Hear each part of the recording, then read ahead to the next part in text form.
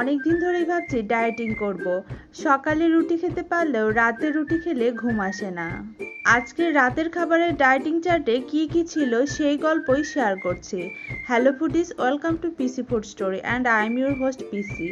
এই চ্যানেলের ভিডিওর থিম হলো নতুন নতুন খাবার প্রেজেন্ট করা, সেই সাথে খাবারের ব্যাকগ্রাউন্ডের স্টোরি শেয়ার করা। আশা করি প্রত্যেকটি ফুড স্টোরি আপনাদের কাছে ভালো লাগবে। চলুন তাহলে শুরু করি আজকের ফুড স্টোরি। রাতে যেহেতু রুটি খেলে ঘুম আসে না, ভাত তো খেতেই হবে, সেজন্য ডায়েটিং চার্টে থাকে 1 কাপ ভাত।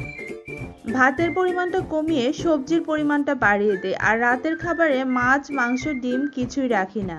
প্রতিদিন বাসায় যে সবজি থাকে সে সবজি দিয়ে যা রান্না করা যায় সেটাই রান্না করি। প্রথম আইটেম হচ্ছে চিচিঙ্গা ভাজি।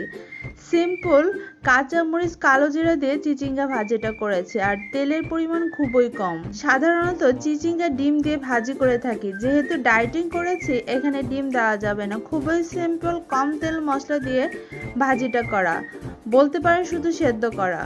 পরের আইটেম হচ্ছে মিষ্টি কুমড়া ভাজি, আর মিষ্টি কুমড়া ভাজিটাও সেম একই প্রসেসে করা, খুবই কম তেল মশলা। অল্প পরিমাণ তেল দিয়ে কালো জিরা ফোড়ন দিয়ে কাঁচামরিচ চিড়ে দিয়ে মিষ্টি কুমড়াটা ভাজি করা।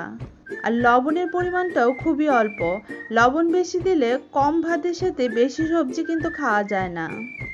পরের আইটেমে রয়েছে খুবই হেলদি একটা সবজি, আমার খুবই অপছন্দের সবজি, তবু ডায়েটিং এর জন্য খাচ্ছি।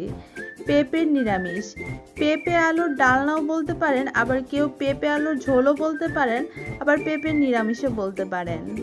তো ফুডি ফ্রেন্ডস, এই ছিল আজকের ডায়েটিং এর স্টোরি। আশা করি স্টোরি ভালো লেগেছে। ভালো লাগলে অবশ্যই লাইক, কমেন্ট আর বন্ধুদের সাথে শেয়ার করবেন।